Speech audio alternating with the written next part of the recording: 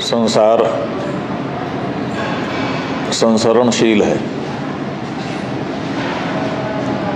संसरतीति संसारः। कोई आ रहा है तो कोई जा रहा है, तो कोई आ रहा है तो कोई जा रहा है। निरंतर गतिशीलता यहाँ पर बनी हुई है।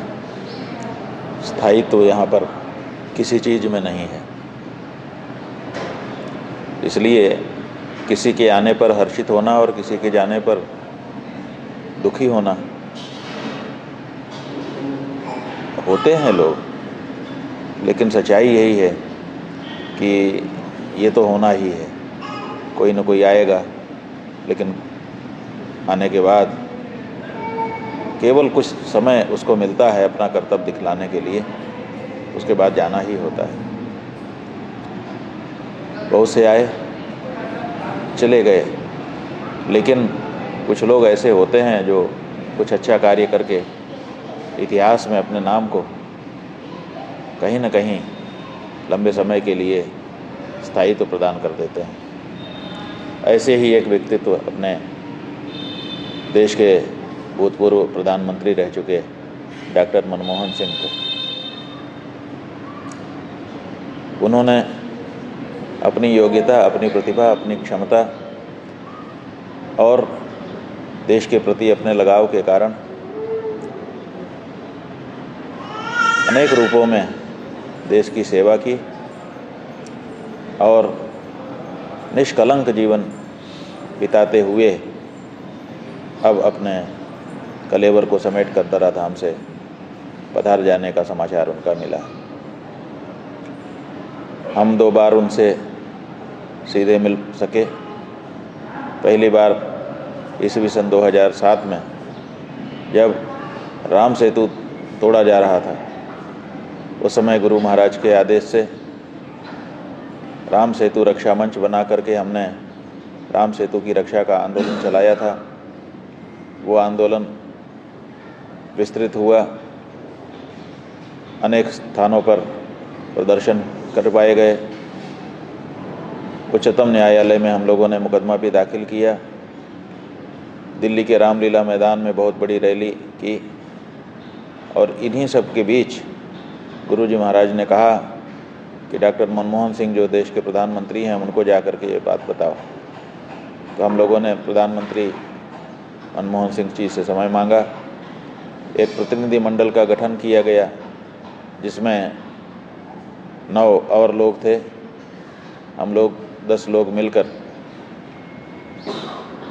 डॉक्टर मनमोहन सिंह जी के पास गए और उनको राम सेतु की विशेषताओं से परिचित कराया। यही नहीं, उस समय हमारे अध्ययन के अनुसार डॉक्टर मनमोहन सिंह भगवान श्री राम के अनुज लक्ष्मण जी के वंशज हैं, इसका प्रमाण निकाल करके हम लोग ले गए थे और उनको वो पूरे प्रमाण दिखाए। वो बड़े आश्चर्यचकित थे, कह रहे थे कि मुझे किसी ने कभी नहीं बताया कि मैं लक्ष्मण का वंशज हूँ, आप लोग ये बता रहे हैं। हम लोगों ने कहा ये प्रमाण आपके सामने है, इसको और आप अनुशीलन करना चाहते हैं तो कर लीजिए। और एक ही बात हम आपसे कहना चाहेंगे कि और किसी के रहते अगर राम जी का सेतु टूट जाता तो अच्छा था।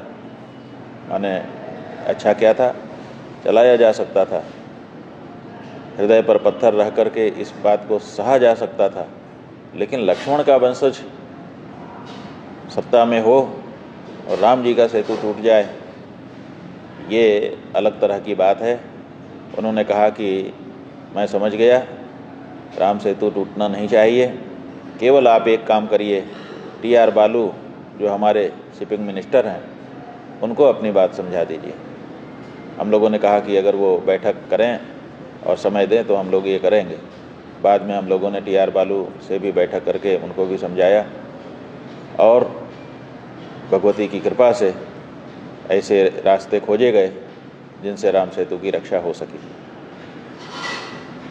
और दोबारा उनसे फिर से मिलने का मौका तब मिला जब गंगा जी की अविरल निर्मल धारा के लिए हम लोग गंगा सेवा अभियानों के माध्यम से राष्ट्र नदी गंगा घोषित करने के लिए और अविरल निर्मल धारा सुनिश्चित करने के लिए आंदोलन कर रहे थे।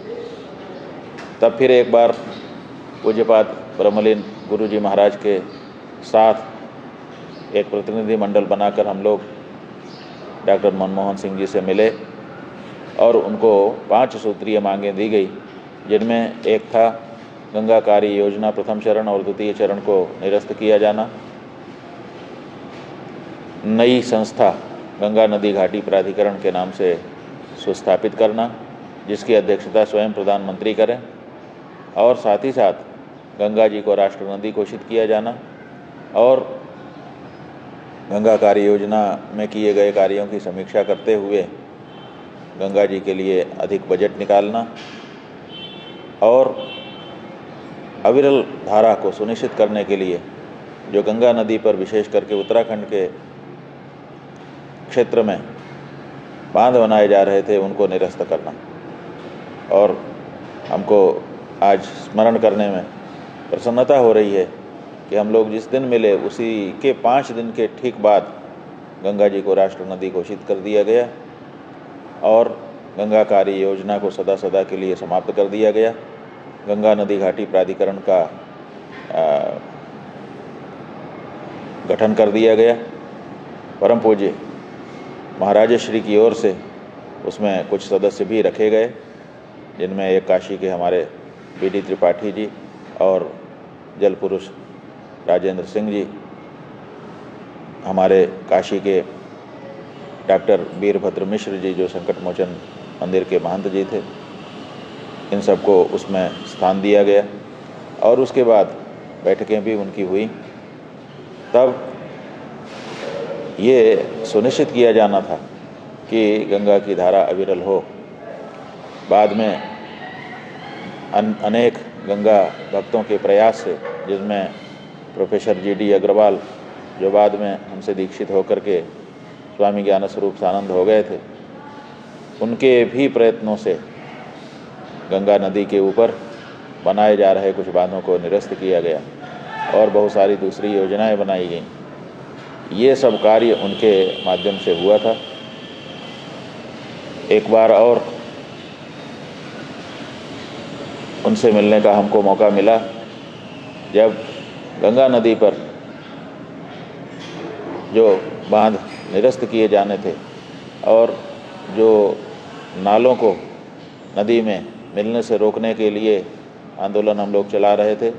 हम लोगों का कहना था कि रिवर और सीवर दोनों अलग अलग चीज़ें हैं, इनको कभी भी मर्ज होने देना सही नहीं है, इसलिए इसके लिए नीति का निर्माण किया जाए।